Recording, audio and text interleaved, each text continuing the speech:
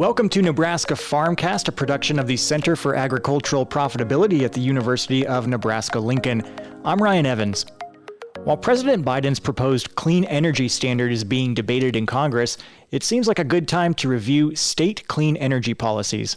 Most states have adopted some type of a major clean energy policy. Nebraska is among the 11 states that have not adopted a state clean energy policy. For more, I am joined now by Dave Aiken, professor and agricultural law and water law specialist in the Department of Agricultural Economics here at UNL. Hi, Dave. Hey, how are you, Ryan? Doing well, thank you. How are you? Good.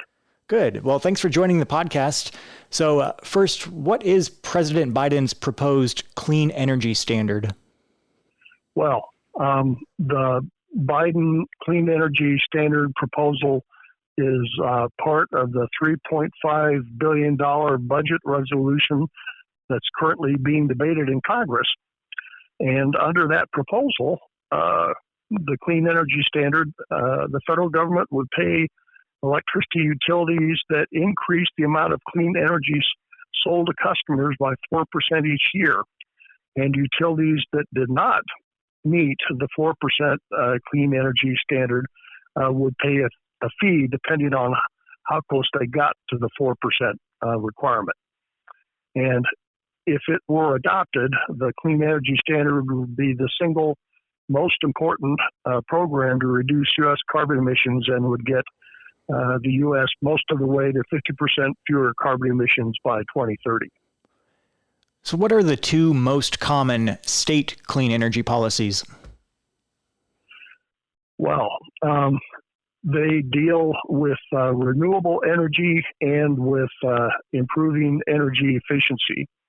And the oldest one, now it's being called Clean Energy Standards, just like President Biden's proposal, but it used to be known as Renewable Portfolio Standards. And that's the oldest one, and quite a few states have that. And then the second one is the Energy Efficiency Resource Standard, and not quite as many states have that. And how many states do have clean energy standards? Well, the clean energy standards require electric utilities to have a certain percentage of clean energy generation by a specified deadline. For example, 40% clean energy by 2025. And some states don't have requirements but have goals, so there's no penalty for missing the deadline. And according to NC State, or North Carolina State University, which tracks all this, 35 states plus the District of Columbia do have the clean energy requirements, and an additional 14 states have the clean energy goals. And of our neighbors, all but Wyoming have a clean energy requirement or goal. And Nebraska is one of the 12 states that does not have a clean energy requirement or goal.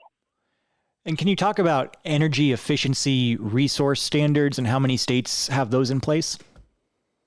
You bet. Basically, it requires electric utilities to meet annual savings requirements, and there are a lot of different ways to structure those. But a common type of energy efficiency program is where utilities cost share for customers to install energy efficient equipment, such as furnaces and air conditioning systems or refrigerators or washer and dryers and industrial equipment.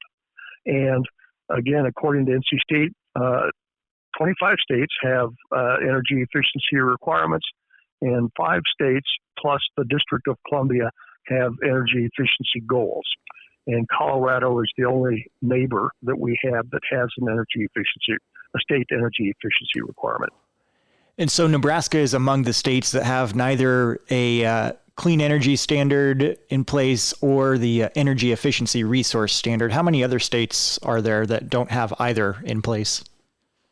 Well, there's 11 in all, and they're Alaska, Idaho, Wyoming, us here in Nebraska, Louisiana, Mississippi, Alabama, Georgia, Tennessee, Kentucky, and West Virginia. So you could say that Nebraska is tied with 10 other states for last place in state clean energy policy? Yes, and not a great place to be, in my opinion. But, it's not that we don't have any relevant policies. We do have a net metering policy for people that have wind or solar power and sell power back to the grid. In fact, I think all the major Nebraska utilities provide cost sharing for installing energy efficiency home appliances and business machinery and equipment. And Nebraska is a major ethanol producing state, which burns a lot cleaner than gasoline. But we do kind of lag in terms of clean energy policies. And do you know how much of Nebraska's electricity is generally considered to be clean energy? Well, in 2019, the last year for which we have data, 13% of electricity in Nebraska was generated from wind energy, and hydropower generated just under 4%. So that would be around 17% that comes from renewable resources.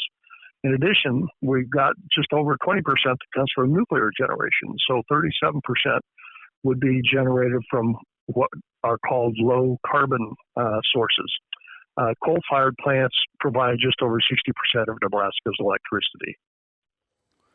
And if the administration's CES program, the Clean Energy Standard program, is adopted in Congress, what would happen in Nebraska?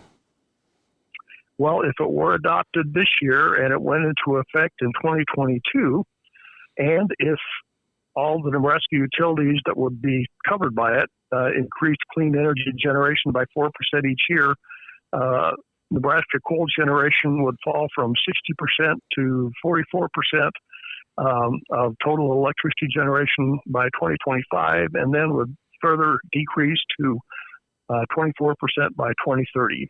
And the lost power from reduced coal generation would likely be made up through increased wind and solar power generation.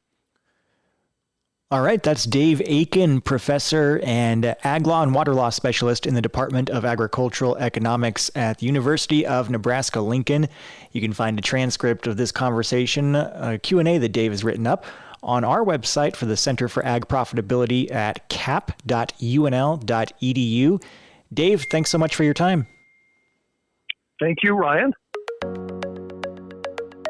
Nebraska Farmcast is a production of the Center for Agricultural Profitability at the University of Nebraska-Lincoln.